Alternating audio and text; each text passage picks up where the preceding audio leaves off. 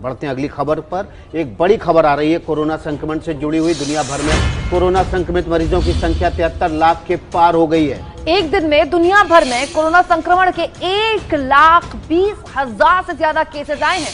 दुनिया भर में अब तक कोरोना की वजह से 4,13,000 से ज्यादा लोगों की जान जा चुकी है। आपको दिखाते हैं दुनिया के वो देश जहां संक्रमित मरीजों की संख्या सबसे ज्यादा है। देखिए, हम आपको आंकड़ा दिखा रहे हैं इस समय। अमेरिका का 20,45,549 मामले अब तक सामने आ चुके हैं।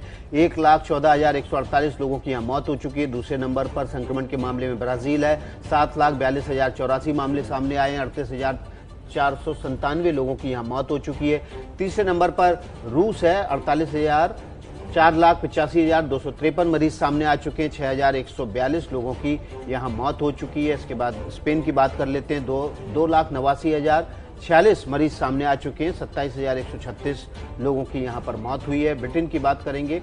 ब्रिटेन कुछ ही पीछे है अब केसेस के मामले में। 2,89,140 मामले यहाँ सामने आ चुके हैं और 40,883 लोगों की मौत हुई है। मौत के मामले में दूसरे नंबर पर है अमेरिका के बाद ब्रिटेन। और भारत की बात कर लेते हैं। 2,66,598 मामले अब तक सामने आए हैं। 7,471 लोगों की यहाँ पर मौत हो चुकी है।